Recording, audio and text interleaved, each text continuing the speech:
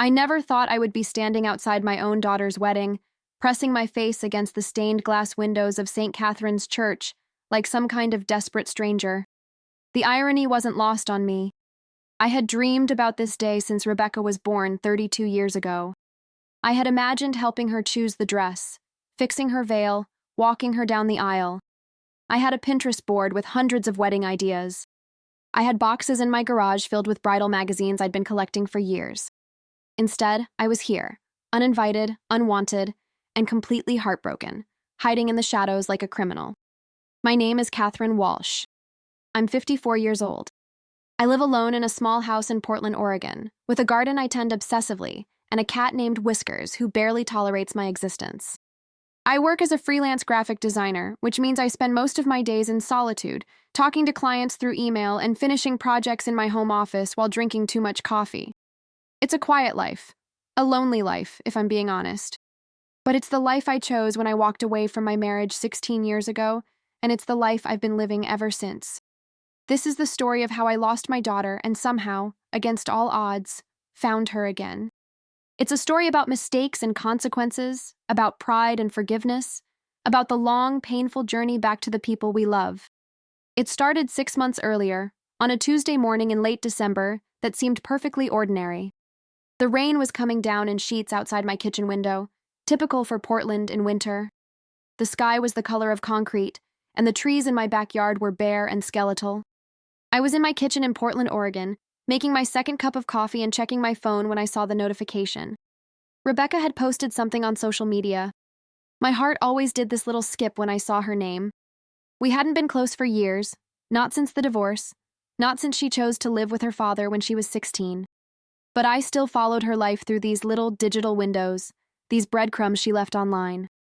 The post was a photo of a ring, a beautiful diamond ring on her left hand. The caption read, "He asked, I said yes, getting married in 6 months. Small ceremony, close family only." I stared at that screen for what felt like an eternity.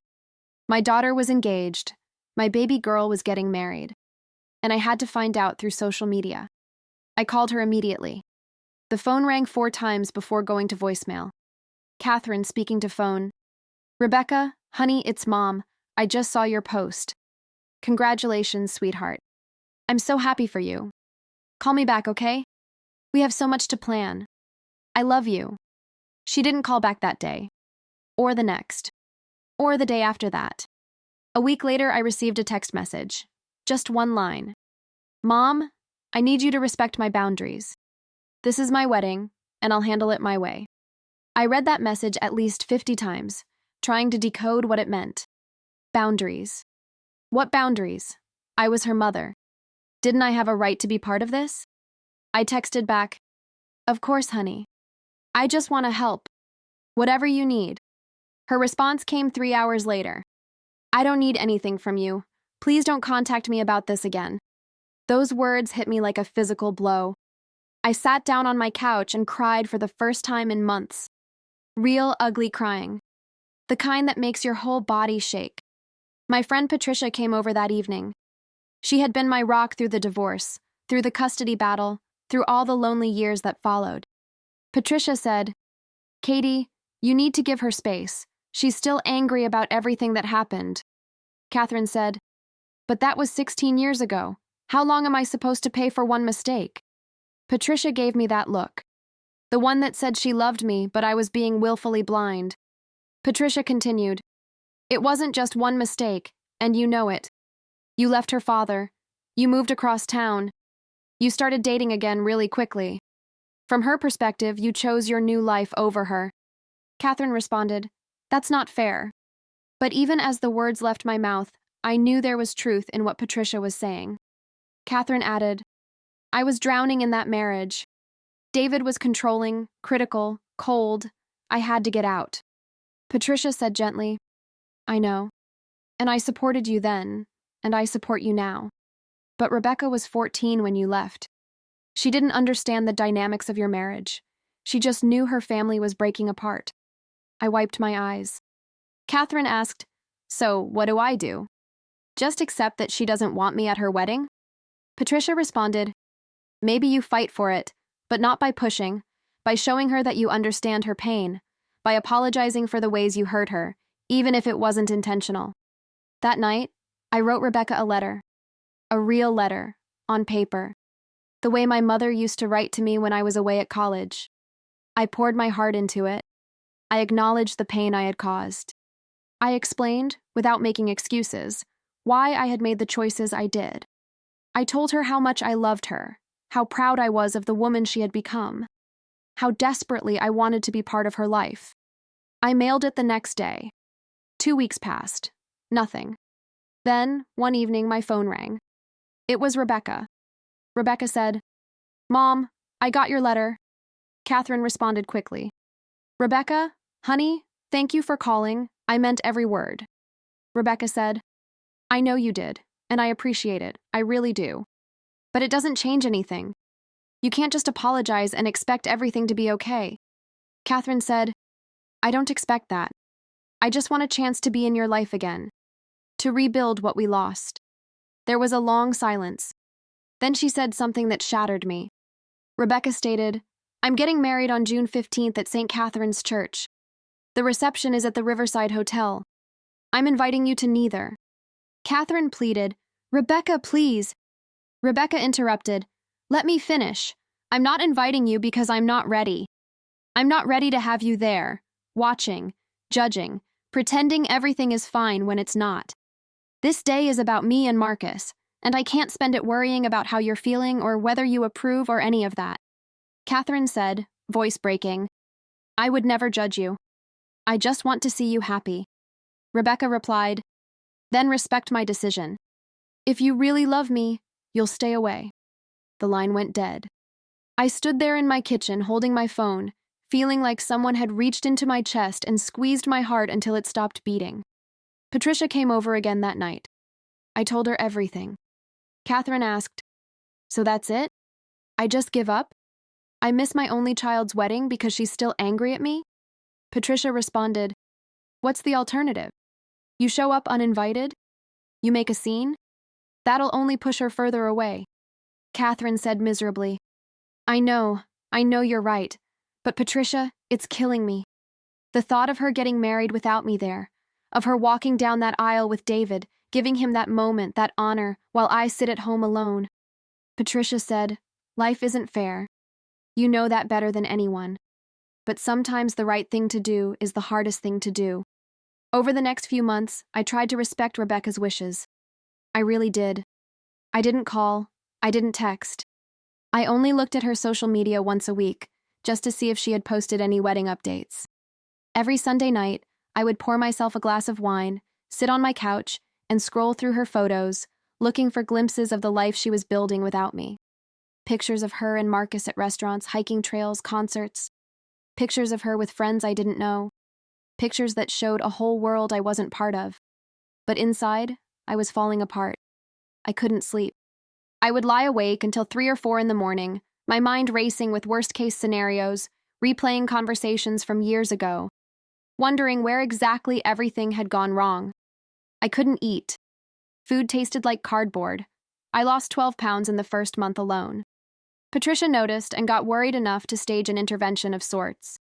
She came over one evening in late February with a bag of groceries and refused to leave until she had watched me eat an entire meal. Patricia said, her arms crossed, "Katie, you're wasting away. This isn't healthy. You need to talk to someone professional." Catherine protested weakly, "I'm fine. I'm just stressed." Patricia wasn't having it. Patricia said firmly, "You're not fine. You haven't been fine since Rebecca told you not to come to the wedding. And I get it. I really do. But you can't keep going like this. You're going to make yourself sick." That's how I ended up in Dr. Linda Chen's office. A small, warm space in downtown Portland with comfortable chairs, soft lighting, and walls covered in certificates and degrees. Dr. Chen was in her mid-40s, with kind eyes and a gentle but direct manner that put me immediately at ease. Or as at ease as you can be when you're about to spill your guts to a stranger about your deepest failures. I started seeing a therapist, a woman named Dr. Linda Chen, who specialized in family estrangement. Dr. Chen asked during our first session, "Tell me about your relationship with Rebecca before the divorce." I thought about it. Really thought about it. I realized I had been telling myself a story about that time for so long that I wasn't sure anymore what was true and what was the narrative I had constructed to make myself feel better. Catherine answered slowly. We were close. At least I thought we were. I was always there for her. School plays, soccer games, everything. I was the room mom. I volunteered at her school. I made her favorite dinners. I helped with homework. I drove her to birthday parties and sleepovers. From the outside, I'm sure I looked like a devoted mother. Dr. Chen leaned forward slightly. Dr. Chen asked, "But were you present? Or were you just there?" That question haunted me for days. Weeks, actually. I couldn't stop thinking about it. The truth was, I had been there physically, but emotionally, I had been somewhere else entirely. I had been so consumed by the problems in my marriage, by David's constant criticism, by the feeling that I was slowly disappearing into a role I no longer recognized. David would come home from work at his law firm and immediately start pointing out everything I had done wrong that day. The house wasn't clean enough. Dinner wasn't what he wanted. I had spent too much money at the grocery store. Rebecca's grades could be better. My hair looked messy. My clothes were frumpy. It was death by 1,000 paper cuts, and I hadn't realized how deeply it was affecting me until I was already drowning. By my own unhappiness, that I hadn't really seen Rebecca. I had gone through the motions of motherhood without truly connecting with my daughter. I had been on autopilot, functioning but not feeling, surviving but not living. And after the divorce, when she had needed me most, when her entire world had been turned upside down, I had been too busy trying to rebuild my own life to notice she was struggling. I had been so desperate to prove to myself and everyone else that leaving had been the right decision, that I could make it on my own, that I had missed all the signs that my daughter was falling apart. Catherine admitted in session 4, tears streaming down my face. I failed her. I was so focused on escaping my marriage, on saving myself from drowning, that I didn't realize I was abandoning her too. She was 14 years old, and her family was imploding, and I was too wrapped up in my own trauma to see that she needed me more than ever. Dr. Chen handed me a box of tissues. Dr. Chen said gently, "Recognizing that is the first step. But recognition isn't enough. You need to do the work to change. You need to understand not just what you did, but why you did it, so you don't repeat those patterns." Catherine asked, voice shaking. "But how can I do that if she won't even talk to me? How can I show her I've changed if she's shut me out completely?" Dr. Chen responded with something that completely shifted my perspective. You can't control her choices. You can only control yours. The question is, what kind of person do you want to be? What kind of mother do you want to be, even if she never gives you another chance? Are you doing this work for her approval, or are you doing it because it's the right thing to do? That question changed everything for me. It forced me to examine my motivations, to ask myself hard questions about whether I was truly trying to heal or just trying to manipulate my way back into Rebecca's good graces. I started doing the work. Real, hard, painful work. I joined a support group for parents estranged from their adult children. We met every Thursday evening in a church basement, a ragtag group of mothers and fathers who had lost their kids to drugs, mental illness, family conflicts, or just the normal growing pains of adulthood gone wrong. There was Margaret, whose son hadn't spoken to her in 8 years after she refused to accept his sexuality. There was Tom, whose daughter blamed him for her mother's death. There was Linda, whose 3 children had all cut her off after she came out as transgender. Listening to their stories, I realized that pain is universal, but also deeply personal. Everyone in that room carried a unique burden of grief and regret. But we were all united by the same desperate hope that one day, somehow, we might find our way back to our children. I read books, dozens of them. Books about attachment theory and how early childhood experiences shape our adult relationships. Books about trauma and how it gets passed down through generations. Books about repair and reconciliation and the neuroscience of forgiveness. I examined my own childhood, my own relationship with my mother, and how those patterns had influenced my parenting. My mother had been a good woman but emotionally distant, raised in a time when feelings were considered weakness and children were meant to be seen and not heard. She had loved me in her way, but she had never been affectionate, never been warm, Never been the kind of mother who could talk about emotions or offer comfort when I was hurt. I realized that I had inherited my mother's emotional distance, her inability to talk about feelings, her tendency to criticize rather than comfort. And I had passed those patterns on to Rebecca, even though I had sworn when she was born that I would be different, that I would be the kind of mother my own mother had never been. But knowing better doesn't always mean doing better. Sometimes the patterns are so deeply ingrained that we repeat them without even realizing it. But the hardest part was accepting that I might never get the chance to show Rebecca how much I had changed. That she might get married, have children, live her entire life without me in it. That all this work I was doing might be for nothing, at least as far as our relationship was concerned. Dr. Chen and I spent an entire session on that possibility. Dr. Chen asked, "What if Rebecca never forgives you? What if she goes through with this wedding and then has children and builds a whole life, and you're never part of any of it? Can you live with that?" I sat with that question for a long time before answering. Catherine said finally, "I don't want to. It would break my heart. But yes, I think I could. Because this work isn't just about getting her back. It's about becoming the person I should have been all along. It's about breaking these patterns so that even if I never get another chance with Rebecca, I won't repeat them in my other relationships. It's about making peace with my mistakes instead of running from them." Dr. Chen smiled. Dr. Chen said, "That's growth, Catherine. Real growth. And whatever happens with Rebecca, that's something no one can take away from you." The wedding date approached like a freight train. June 15th, a Saturday. I marked it on my calendar with a red pen, then crossed it out with black marker because looking at it hurt too much, then marked it again with red pen because pretending it wasn't happening felt worse than acknowledging it. The night before the wedding, I didn't sleep at all. I lay in bed in my dark bedroom, staring at the ceiling, watching the shadows shift as car headlights passed by my window. I imagined Rebecca in her dress. Was it traditional? Modern? Did she have a long train or a simple style? Did she choose lace or satin? I imagined her saying her vows. What would her voice sound like? Would it shake with emotion or would it be steady and confident? I imagined David walking her down the aisle, getting that father-daughter dance, that toast, those moments I had dreamed about since the day she was born. At 4 a.m, I gave up on sleep entirely. I got up, put on my robe, and sat at my kitchen table. The house was so quiet I could hear the refrigerator humming, the clock on the wall ticking, my own breathing. I made myself a cup of chamomile tea, hoping it might calm my nerves, but my hands were shaking so badly I spilled it all over the counter. I cleaned up the mess and just sat there, watching through my kitchen window as the sun rose over the city.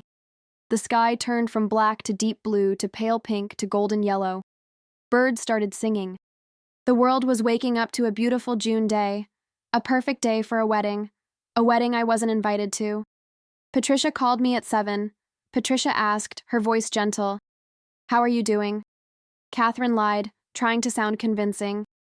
"I'm okay." Patricia said, not buying it for a second. "No, you're not. Look, why don't you come over? We can spend the day together.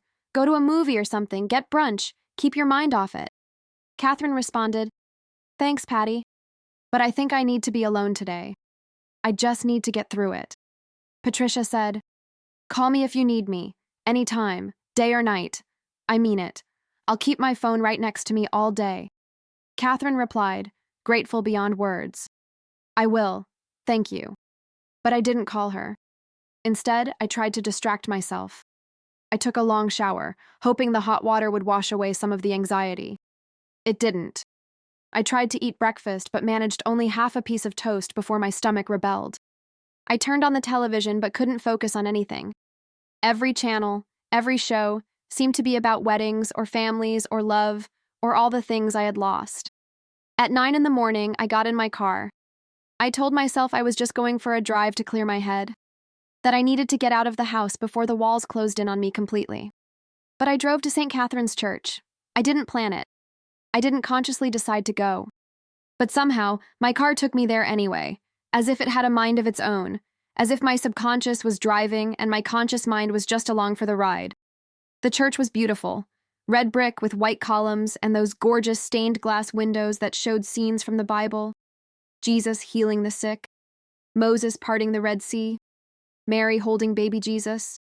There were white ribbons tied to the front doors, cascading down like waterfalls. Flowers were arranged on either side of the entrance in huge white and pink bouquets, probably roses and peonies, Rebecca's favorites. I parked across the street, tucking my car between a van and a pickup truck, far enough away that no one would notice me, but close enough that I could see everything happening at the church entrance. The ceremony was scheduled for 2 in the afternoon. I sat in my car for hours, watching the florist make final adjustments to the arrangements, watching the photographer arrive with all his equipment, watching the caterers unload boxes at the reception venue next door. Around noon, guests started arriving to drop off gifts and check out the venue. I watched as people in suits and dresses filed into the church to see where they would be sitting later. I recognized some of them. David's sister, Marianne, who had always been kind to me even after the divorce. His parents, looking older than I remembered, more frail, moving slowly up the church steps. Rebecca's cousin Jenny, who she had always been close to, who used to spend summers at our house when she was younger. At 1:30, more guests began arriving for the ceremony. Women in summer dresses and high heels, men in suits and ties, young people taking selfies on the church steps, older people moving carefully on the uneven pavement, children in their Sunday best, already fidgeting and restless. I saw David arrive at 1:40 in a perfectly tailored black suit, looking distinguished and proud, every inch the successful attorney.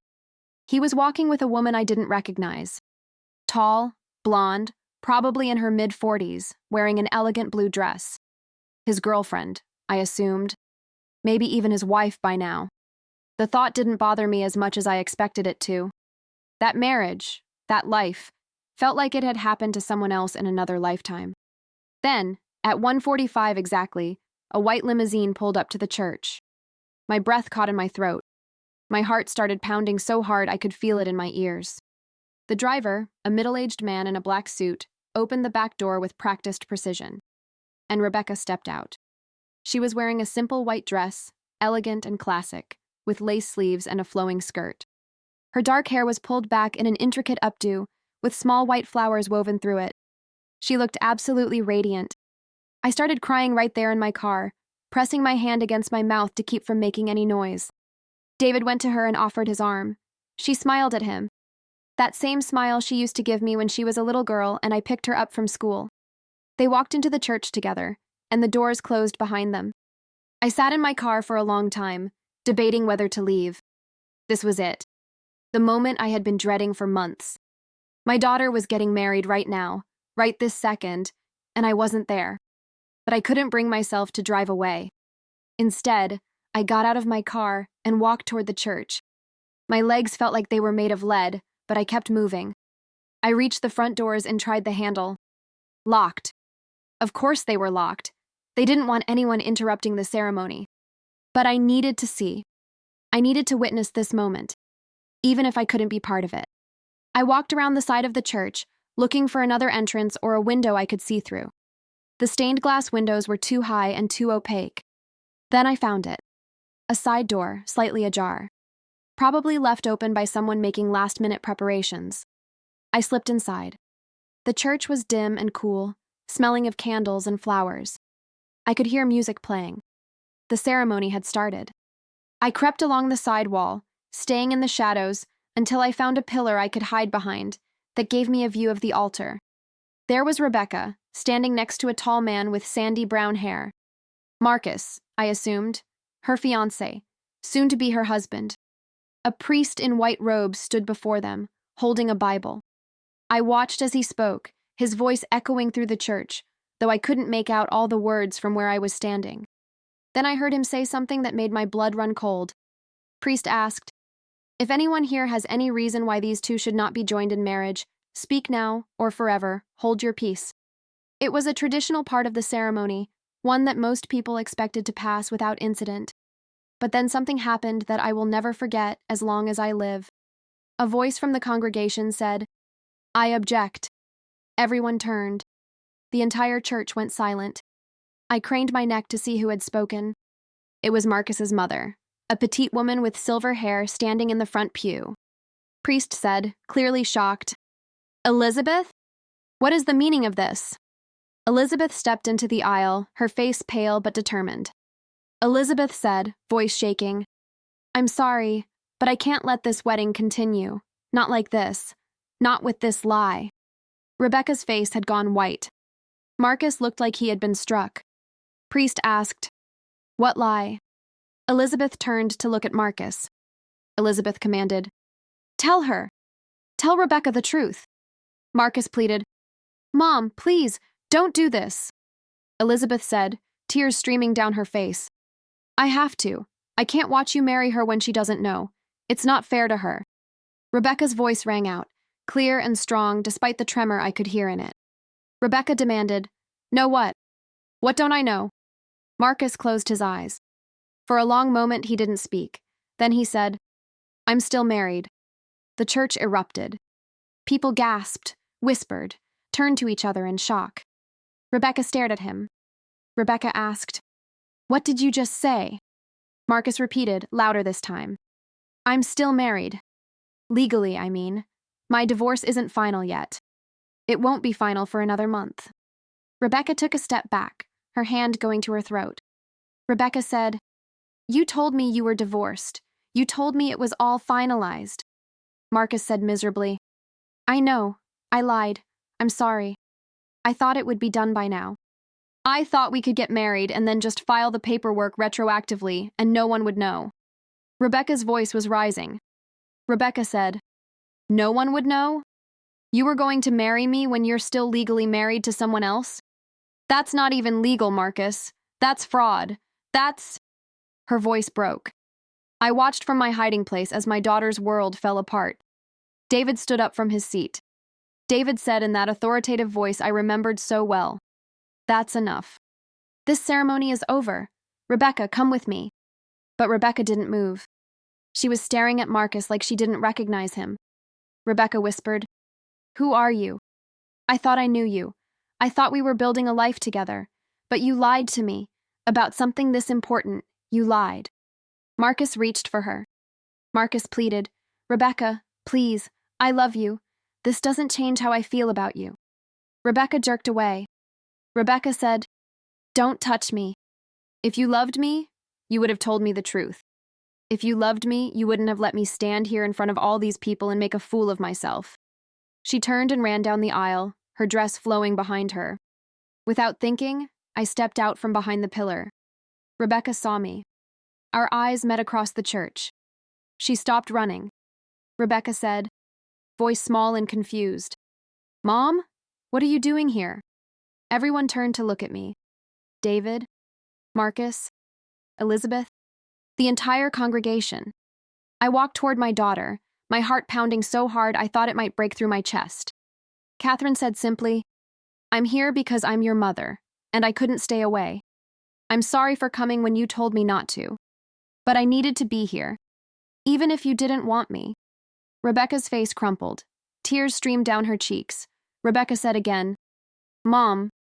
This time it sounded different, like a plea, like a prayer. I closed the distance between us and pulled her into my arms. She collapsed against me, sobbing, her whole body shaking. Catherine whispered, stroking her hair the way I used to when she was little and woke up from nightmares, "I've got you. I've got you, baby. It's okay. Everything's going to be okay." Rebecca sobbed, "I'm so stupid. I should have known. I should have seen the signs. He was always so secretive about his phone, about his past. I just wanted to believe him so badly." Catherine said firmly, "You're not stupid. You trusted someone you loved. That's not stupid. That's brave." David approached us. David said, "Rebecca, we need to get you out of here. This is a circus." Catherine said, looking at my ex-husband, "She's right. We need to get her somewhere private." For once, David and I were in agreement. Between the two of us, we guided Rebecca out of the church through a side door. Patricia appeared out of nowhere. She must have come to check on me. Patricia said quietly, "I saw you go into the church. I figured you might need backup." Catherine said, more grateful than I could express, "Thank you." We got Rebecca into Patricia's car. David drove his girlfriend home in his own vehicle, promising to meet us at my house.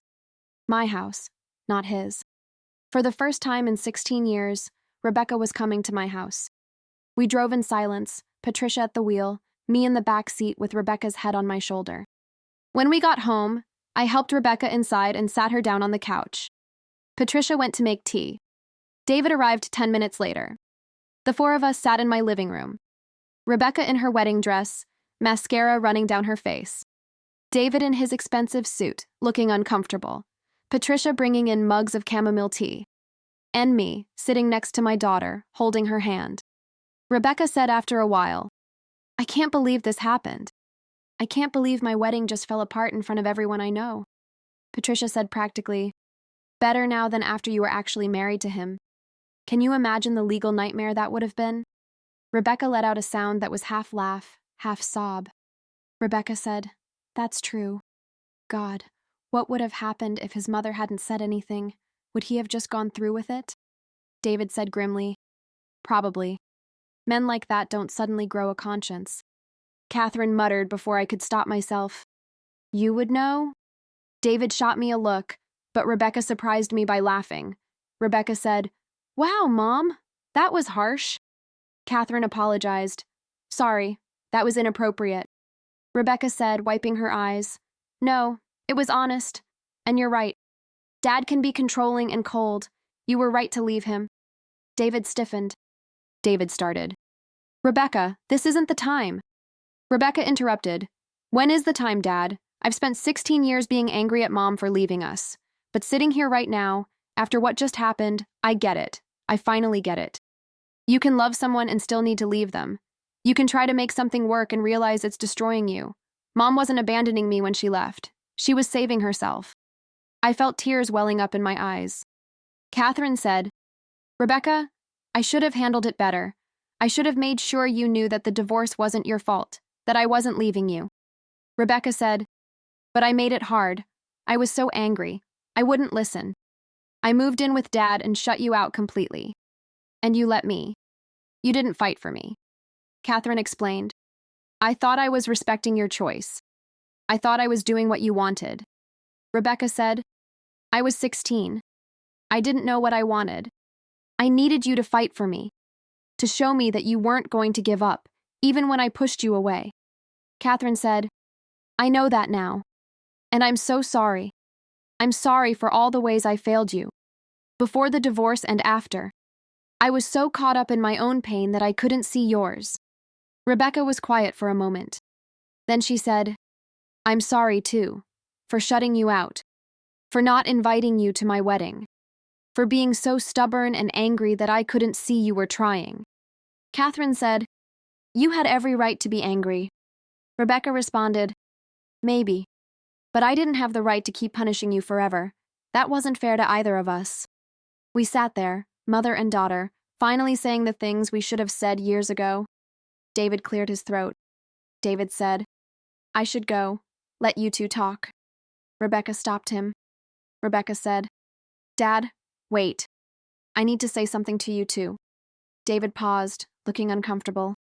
Rebecca continued, "I know you did your best, and I'm grateful for everything you did for me. You gave me a home. You supported me through college. You've always been there. But you also encouraged me to cut Mom out of my life. You made her the villain in your story, and I believed you because it was easier than dealing with my own feelings." David started.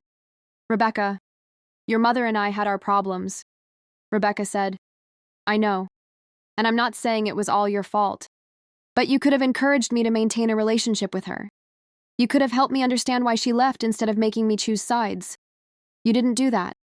David was silent for a long moment. Then he nodded. David said, "You're right. I should have handled that better. I let my own anger at Catherine influence how I talked about her to you. That wasn't fair to either of you." It was probably the closest thing to an apology I had ever heard from David. Coming from him, it was significant. After David left, Patricia excused herself too, giving Rebecca and me privacy. We talked for hours, about everything, about the divorce, about the years we lost, about Marcus and the wedding that wasn't. Rebecca asked as the sun began to set outside my windows, "What am I going to do, Mom? Everyone saw what happened. It'll be all over social media by tomorrow. How do I face people?" Catherine said, "You hold your head high. You did nothing wrong. He's the one who lied. He's the one who should be ashamed. Rebecca said, I feel so humiliated. I thought I was going to marry him. I thought we were going to build a life together. Catherine said, I know, and it's okay to grieve that. You lost the future you imagined. That's a real loss, even if the relationship wasn't what you thought it was.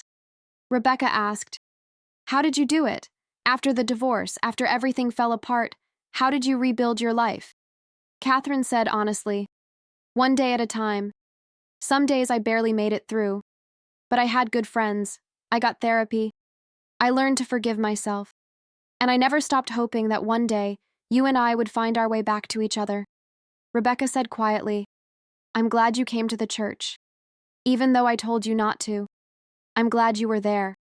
Catherine said, Me too. Over the next few weeks, Rebecca stayed with me.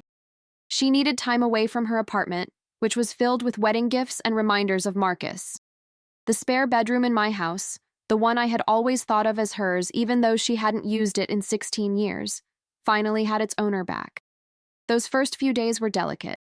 We moved around each other carefully, like dancers learning new steps, unsure of the choreography. I didn't want to push too hard or expect too much too soon.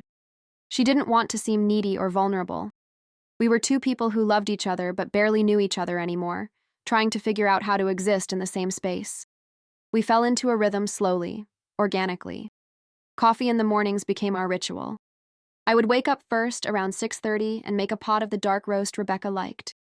She would emerge from her room around 7, usually wearing one of my old sweatshirts that she had claimed as her own, her hair messy from sleep, her face free of makeup. We would sit at my small kitchen table and talk. Sometimes about big things, about the wedding, about Marcus, about our years apart. Sometimes about small things, about the weather, about what to make for dinner, about a funny video one of us had seen online. We took walks in the evenings around my neighborhood. I lived in a quiet part of Portland, tree-lined streets with old houses and gardens bursting with summer flowers. We would walk for an hour or more, sometimes talking, sometimes just walking in comfortable silence, side by side. Those walks became sacred time, a space where neither of us had to perform or pretend, where we could just be. We watched old movies together on the couch, the way we used to when she was young. Rebecca had loved classic films as a kid, black and white movies from the 40s and 50s. We watched Casablanca and Roman Holiday and It's a Wonderful Life, curled up under blankets even though it was summer, sharing a bowl of popcorn, laughing at the same jokes, crying at the same scenes. Marcus tried to call her dozens of times in those first weeks. His name would light up her phone screen, and she would glance at it, her expression darkening, before declining the call and going back to whatever we were doing. After the first week, she blocked his number entirely. Marcus texted too, long rambling messages full of apologies and explanations. Rebecca showed me one of them. Marcus wrote, Rebecca, please talk to me. I know I messed up. I know I should have told you the truth from the beginning, but I love you. I've always loved you. My marriage was over long before I met you. My wife and I had been separated for 2 years. The divorce was just paperwork. I didn't think it mattered. I thought we could deal with it after the wedding and no one would ever have to know. I was trying to protect you from unnecessary stress. Please give me a chance to explain. Please don't throw away what we had over one mistake. Rebecca read it to me, her voice flat and emotionless. Catherine asked carefully, How do you feel about what he's saying? Rebecca was quiet for a moment, staring at her phone. Rebecca said finally, I feel like he still doesn't get it. He's still making excuses. He's still acting like this was just a small mistake, like forgetting to tell me he had a dentist appointment or something. He tried to marry me while he was still legally married to someone else. That's not a mistake. That's fraud. That's a fundamental betrayal of trust. Catherine nodded. Catherine said, You're right, and the fact that he's still minimizing it shows that he hasn't really taken responsibility. Rebecca looked at me, her eyes suddenly filling with tears. Rebecca said, voice breaking, I thought he was the one, Mom. I really did. I thought we were going to grow old together, have kids, build this amazing life. How did I miss all the red flags? How was I so blind? Catherine said gently, You weren't blind. You were trusting. There's a difference. And he was good at hiding things. People who lie do it well. They have practice. Rebecca wiped her eyes. Rebecca said, I keep going over everything in my head. All the times he was secretive about his phone. All the times he dodged questions about his past. All the times he changed the subject when I asked about meeting his family or seeing where he used to live. I told myself he was just private. I told myself everyone has parts of their past they don't like to talk about. But I was making excuses for him. Catherine said, we all do that when we love someone. We see what we want to see. We give them the benefit of the doubt. That's not a character flaw. That's human nature. His mother Elizabeth reached out too, sending a long email a week after the wedding. Rebecca showed it to me over breakfast one morning. Elizabeth wrote, Dear Rebecca, I have been thinking about you every day since the wedding. I want you to know how deeply sorry I am for the way things unfolded. I never wanted to hurt you or embarrass you in front of all those people. But I couldn't let Marcus go through with the wedding knowing what I knew. You seem like a lovely, genuine young woman, and you deserved to know the truth before you made a commitment you couldn't take back. My son is angry with me right now. He hasn't spoken to me since that day, but I would make the same choice again, because doing the right thing is more important than being liked. I hope you can find it in your heart to forgive Marcus someday, though I understand if you can't. More than that, I hope you can find someone who treats you with the honesty and respect you deserve. You are a beautiful person, inside and out, and you deserve a beautiful life. I will be praying for you. With love and regret, Elizabeth. Rebecca finished reading and set her phone down. Rebecca asked, What should I say to her? Catherine thought about it. Catherine said, Whatever feels right to you, but personally, I think she was incredibly brave. She knew it would destroy her relationship with her son, probably permanently. But she did it anyway because it was the right thing to do. That takes real courage. Most people wouldn't have the guts. Rebecca nodded slowly. Rebecca said, You're right. She saved me from making a huge mistake. I should thank her. She picked up her phone and started typing. I watched as she composed her response, her fingers moving quickly over the screen. Rebecca wrote back, reading it aloud as she typed. Dear Elizabeth, thank you for your email and for your courage at the church. I know how difficult that must have been for you, and I want you to know that I don't blame you for any of what happened. In fact, I'm grateful. You saved me from entering into a marriage built on lies, and I can never repay that gift. I hope that someday you and Marcus can repair your relationship, though I understand it may take time. You raised him to know right from wrong. He chose not to listen. That's not your fault. Thank you for your prayers and your kind words. I wish you all the best. With gratitude, Rebecca. She hit send and looked at me. Rebecca said, Was that okay? Catherine said, feeling proud. It was perfect. Gracious and honest. Exactly what she needed to hear. About a month after the wedding that wasn't, Rebecca and I were having breakfast when she brought up something that surprised me. Rebecca said, stirring her coffee, I want to go back to therapy. Catherine said encouragingly, That's a great idea. I think it could really help you process everything that's happened. Rebecca continued, meeting my eyes. I want you to come with me. Not to every session, but to some of them. I think we need help navigating this new relationship. Making sure we don't fall back into old patterns. Making sure we're really communicating and not just avoiding difficult topics. Catherine said, touched. I would love that.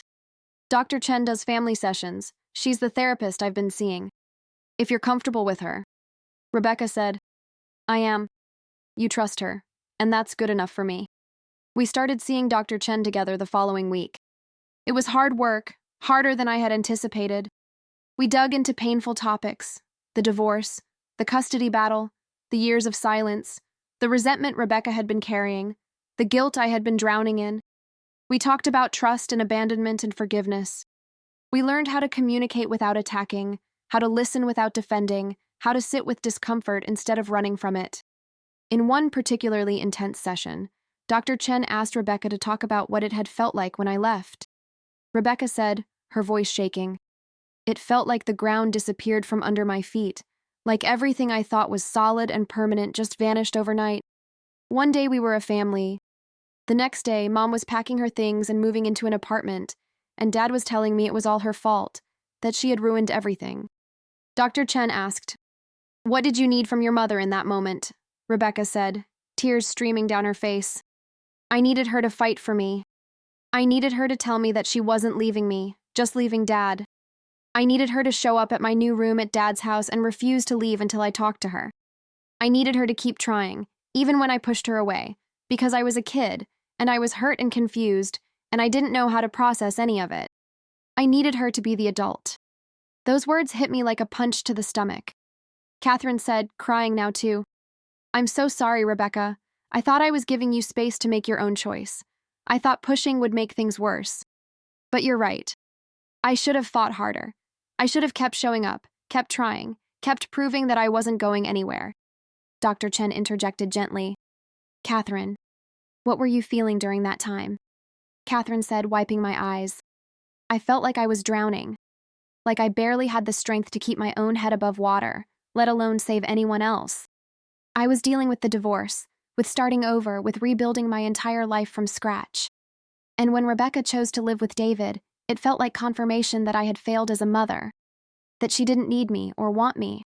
So I convinced myself that the kindest thing I could do was step back and let her have the life she wanted without me in it." Dr. Chen said, "But Rebecca was 14. She couldn't possibly have known what she wanted or needed. She was reacting from a place of hurt, and she needed you to see through that hurt to what she really needed."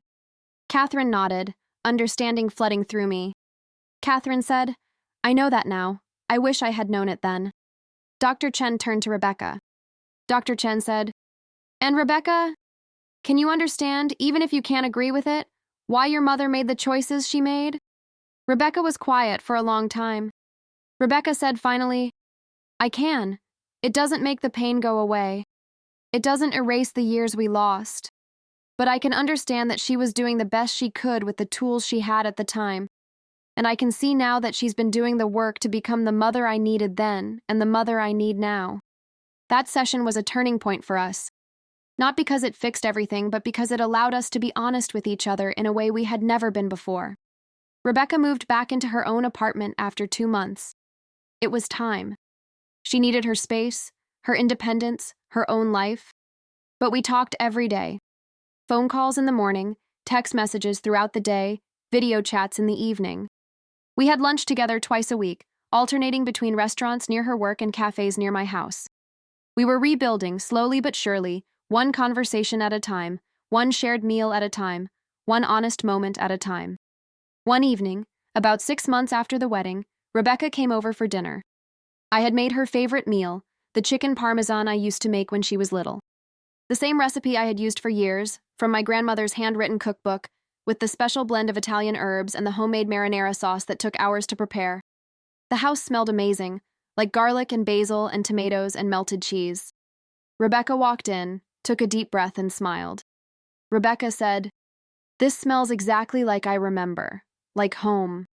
Catherine said, plating the food. "Same recipe. I never stopped making it, even when you weren't here to eat it." Rebecca asked, surprised. "Really?" Catherine said, bringing the plates to the table. "Really. I would make it on your birthday every year, October 12th, without fail. Just me, sitting at this table, eating chicken parmesan and garlic bread and salad, drinking a glass of red wine and wishing you were here." Patricia thought I was crazy. She probably had a point. Rebecca's eyes filled with tears. Rebecca said, voice thick with emotion, "Mom, that's the saddest thing I've ever heard. And also the most beautiful," Catherine said, sitting down across from her. "It wasn't sad to me, it was hopeful. It was my way of keeping you close, even when you were far away. It was my way of telling myself that one day, maybe, we would be sitting here together again, sharing this meal, rebuilding what we lost." We ate in comfortable silence for a while, both of us savoring the food and the moment. After dinner, we sat on my back porch with glasses of wine, watching the stars come out one by one in the darkening sky. The air was warm but not too hot, perfect late summer evening weather. Crickets chirped in the grass. A neighbor was playing guitar somewhere down the street, the music drifting over the fences. Rebecca said, breaking the peaceful silence, "I've been thinking about something." Catherine asked, turning to look at her. "What's that?" Rebecca said, a slight smile playing at her lips. "I want to introduce you to someone. His name is James Morrison. We've been seeing each other for a few weeks. Nothing serious yet, at least not officially. but I really like him. And I want him to meet my mom. My heart swelled with joy and something else. Something that felt like validation, like proof that we had truly rebuilt what had been broken. Catherine said, I would love to meet him. Tell me about him. Rebecca's face lit up the way it does when someone talks about a person they're falling for. Rebecca said, he teaches history at Jefferson High School, American history and world history. He's been teaching for 8 years, and his students absolutely love him. He's kind and funny and thoughtful. He reads actual books, Mom, like physical books with pages. He has this huge collection in his apartment, and he cooks. Really cooks, not just heating up frozen dinners. He made me homemade pasta from scratch last week, Catherine said, smiling. He sounds wonderful. How did you meet? Rebecca said, at a coffee shop, actually. The one on Hawthorne that I go to on weekends. I was sitting alone reading, and he asked if he could share my table because the place was packed. We started talking about books, and then we just kept talking. We sat there for 3 hours. When I finally looked at my phone, I couldn't believe how much time had passed. Catherine said, and he knows? About Marcus? About everything that happened? Rebecca nodded. Rebecca said, he knows everything. About Marcus, about the wedding, about our relationship, about the years we were estranged. I didn't want to hide anything. If this was going to be something real, he needed to know all of it. The messy parts, the painful parts, the parts I'm not proud of, Catherine asked gently. And how did he react? Rebecca said, her voice warm. He was amazing. He didn't judge or make assumptions. He just listened. And then he said something I'll never forget. He said we all come with a past, and most of us have things we wish we could change. What matters isn't whether we've made mistakes, it's whether we've learned from them. Catherine said, I like him already. And I like that you felt safe enough to tell him everything. Rebecca said, I learned something from what happened with Marcus. Secrets are poison in a relationship. They grow and fester and eventually destroy everything. I don't want to do that again. I want to build something honest this time. I met James the following week. Rebecca brought him over for Sunday brunch, another new ritual we had established. James arrived carrying a bouquet of flowers for me and a bottle of wine. He was tall, maybe 6 feet, with sandy brown hair that was starting to gray at the temples and warm hazel eyes that crinkled when he smiled. He wore jeans and a button-down shirt rolled up at the sleeves, casual but put together. He had an easy, comfortable way about him, the kind of person who makes you feel at ease within minutes of meeting them. James said, handing me the flowers. Mrs. Walsh, it's so nice to meet you. Rebecca talks about you all the time. Catherine said, taking the flowers. Please call me Catherine and thank you for these. They're beautiful. Come in, come in. Over brunch, I watched them together. The way James pulled out Rebecca's chair for her. The way he listened when she talked, really listened. Not just waiting for his turn to speak. The way they laughed at each other's jokes. The way he reached over and gently brushed her hair behind her ear when it fell in her face. Small gestures, but they spoke volumes about the kind of man he was and the kind of relationship they were building. He told stories about his students, funny anecdotes that had us all laughing. He asked me about my work, about my garden, about my life, showing genuine interest. He was thoughtful and kind, with a self-deprecating sense of humor that made even his accomplishments sound modest. And most importantly, when he looked at Rebecca, I could see love there. Real love. Not the desperate, clinging kind that Marcus had shown, but the secure, steady kind. The kind that says I choose you every day. Not because I need you, but because I want you. Catherine told Rebecca after James went home that evening. He's wonderful, honey. I really like him. He seems genuine and kind and exactly the kind of person you deserve. Rebecca said, beaming. He liked you too. He told me your approval meant a lot to him. He said he could see where I got my strength from. Catherine asked, surprised and touched. My approval? Rebecca said, yeah. I told him how important you are to me. How much I value your opinion. How you're the person I turn to when I need advice or perspective or just someone to listen. Catherine said, feeling tears prick my eyes. That means the world to me, Rebecca. More than you know. Those words meant more to me than she could possibly know, than I could possibly express. After years of being shut out, of being the villain in her story, of believing I had lost her forever, Here she was telling me I was important to her, that my opinion mattered, that she valued our relationship. A year after the wedding that wasn't, Rebecca called me on a Tuesday afternoon while I was working.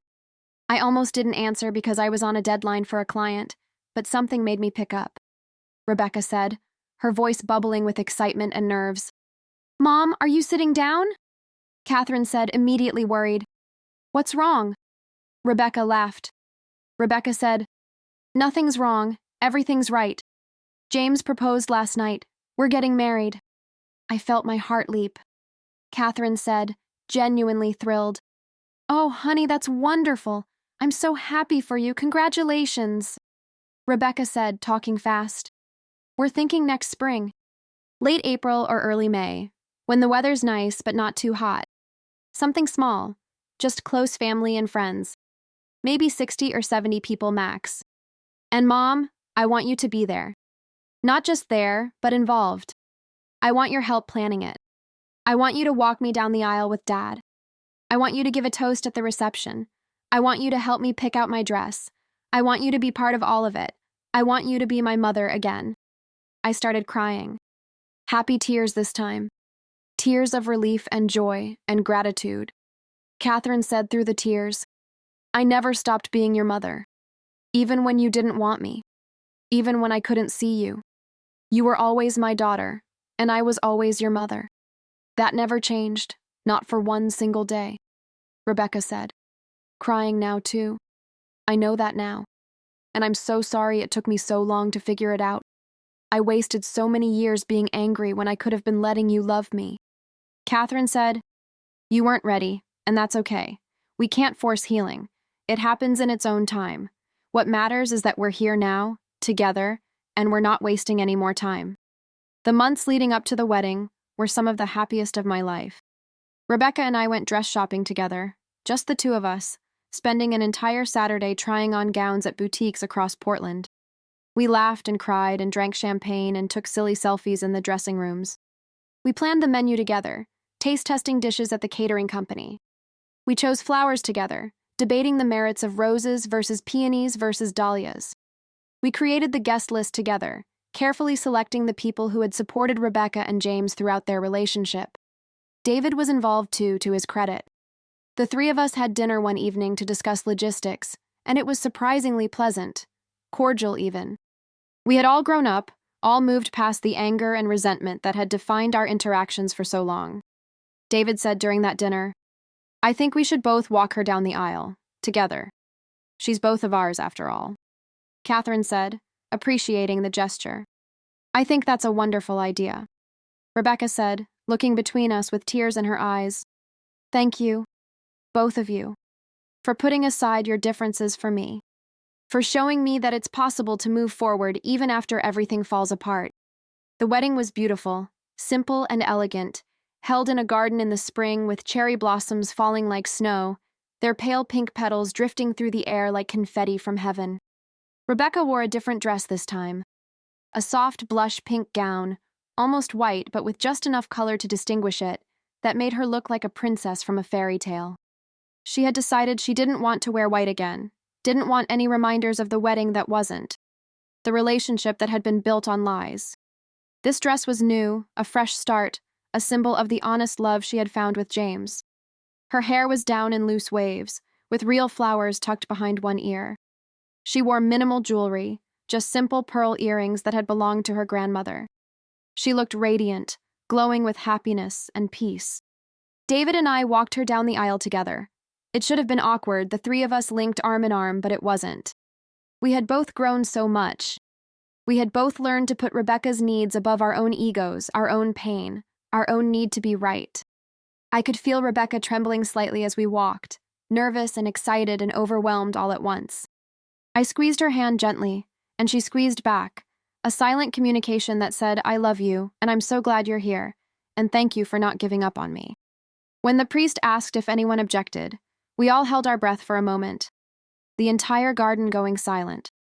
Then James's mother, a lovely woman named Carol, who I had met several times during the planning process, stood up from her seat in the front row.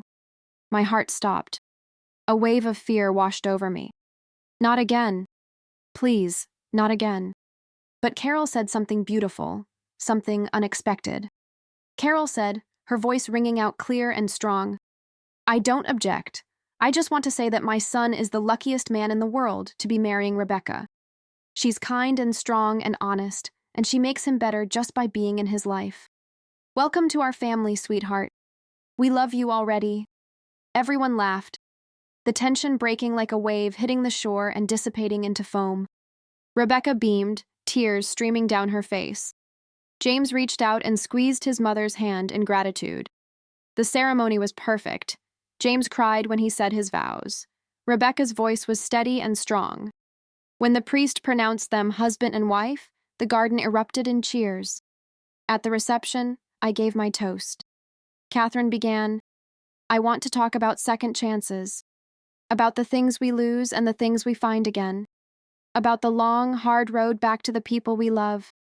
I looked at Rebecca, sitting at the head table with her new husband. Catherine continued, "My daughter and I lost each other for a while. Years, actually. And I won't lie, those were the hardest years of my life. But we found our way back. Not because it was easy, but because we both chose to do the work. We chose forgiveness over resentment. We chose love over pride." I raised my glass. Catherine concluded, "To Rebecca and James, may you never take each other for granted. May you always choose love, especially when it's hard. And may you build a life together that's even more beautiful than you imagined." Everyone drank. Rebecca blew me a kiss across the room. Later, during the dancing, Rebecca pulled me aside. Rebecca said, "Thank you for not giving up on me, even when I gave you every reason to." Catherine said, "Thank you for giving me another chance. I know I didn't deserve it." Rebecca said firmly, "Yes, you did. Everyone deserves a chance to make things right. You taught me that. You showed me that it's never too late to heal, to grow, to change." We hugged, right there on the dance floor, while everyone around us celebrated. That moment, more than any other, felt like a true wedding. Not the marriage of Rebecca and James, though that was beautiful too, but the remarriage of mother and daughter, the rejoining of two hearts that had been broken and were now whole. As I drove home that night, exhausted but happier than I had been in years, I thought about everything that had led to this moment. The divorce, the estrangement, the wedding that wasn't, my desperation outside the church, pressing my face against those stained glass windows.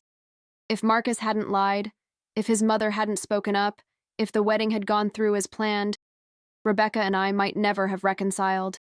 We might have spent the rest of our lives at arm's length, polite but distant, never addressing the wounds between us. Sometimes the things that break us are the things that save us. Sometimes we have to lose everything to find what really matters. Sometimes a wedding that falls apart is the beginning of something better than we ever imagined. I learned that I couldn't control whether Rebecca forgave me, whether she wanted me in her life, whether she gave me another chance. All I could control was whether I did the work to become the kind of person who deserved those things. The kind of mother who showed up, who fought, who never gave up, even when it seemed hopeless. And in the end, that was enough. Not because it guaranteed a happy ending, but because it meant I could look at myself in the mirror and know I had done everything I could, that I had loved my daughter with everything I had, even when she couldn't love me back. That's what I want people to understand. Healing isn't linear. Forgiveness isn't immediate. Relationships don't fix themselves just because you want them to. But if you're willing to do the work, if you're willing to be honest and vulnerable and patient, sometimes you get a second chance. Sometimes you get to walk your daughter down the aisle. Sometimes you get to watch her marry someone who truly loves her, who respects her, who will never lie to her about something as fundamental as whether he's already married. Sometimes the story doesn't end with the first wedding. Sometimes it ends with the second one, the real one. The one where everyone who's supposed to be there is there, and everyone who shouldn't be there is gone. Rebecca and James are happy. They bought a house last month, not far from mine. She comes over for coffee most Sunday mornings. We talk about her work, my work, her marriage, my dating life, which is slowly, tentatively beginning again. Last week she told me they're thinking about starting a family. Rebecca said, grinning, "You're going to be a grandmother." Catherine said honestly, "I can't wait." Rebecca said, "You're going to be so involved, like maybe too involved. I might have to set boundaries. Catherine promised, I'll respect whatever boundaries you set. But I'm not missing a single moment I'm invited to. Rebecca said, Good, because this kid is going to need a grandmother who shows up, who fights for them, who never gives up on them no matter what. Catherine said, voice thick with emotion, I can do that. I'm pretty good at not giving up. Rebecca agreed. You are. It's one of the things I love most about you. As I sit here now, writing this all down, I'm struck by how different my life looks than it did 2 years ago. How much has changed, how much I've changed. I'm not the same woman who stood outside that church, uninvited and heartbroken. I'm stronger now, wiser, more honest with myself about my flaws and my strengths. And Rebecca isn't the same angry, wounded girl who shut me out of her life. She's a woman who has learned to set healthy boundaries, to communicate her needs, to forgive without forgetting. We're both works in progress. We probably always will be. But we're doing the work together now, and that makes all the difference. If I could go back and talk to my younger self, the one who was drowning in that unhappy marriage, who left without fully understanding the cost, who lost years with her daughter, I would tell her this. You're going to make mistakes. Big ones. Mistakes that will haunt you for years. But those mistakes don't define you. What defines you is what you do after you make them. Whether you give up or keep fighting. Whether you take responsibility or make excuses. Whether you let your pain make you bitter or let it make you better. I would tell her that sometimes the bravest thing you can do is show up, even when you're not wanted. Not to force your way in, but to say, I'm here, and I'm not going anywhere, and whenever you're ready, I'll be waiting. I would tell her that healing is possible, that broken things can be repaired, that lost time can't be regained, but new memories can be made. That it's never too late to become the person you wish you'd been all along. But most of all, I would tell her that standing outside that church on her daughter's wedding day, heartbroken and desperate, isn't the end of the story. It's just the beginning, because sometimes, when everything falls apart, it's actually falling into place. Sometimes, the wedding you're not invited to is the one that changes everything. Sometimes, the worst day of your life is actually the first day of your second chance. And if you're brave enough to take it, if you're willing to do the work, if you never give up even when it seems hopeless, sometimes you get the ending you always dreamed of, not the perfect ending. Real life doesn't give us those, but a real ending, an honest ending. An ending where the people who love each other find their way back to each other, scarred but stronger, broken but healing, apart but together again. That's the ending I got. That's the ending I fought for. That's the ending I'll be grateful for every single day for the rest of my life. My name is Catherine Walsh, and this is the story of how I lost my daughter and found her again. And I wouldn't change a single moment of it, because every moment, even the painful ones, led me here. To this life, this relationship, this second chance. And that, I've learned, is worth everything.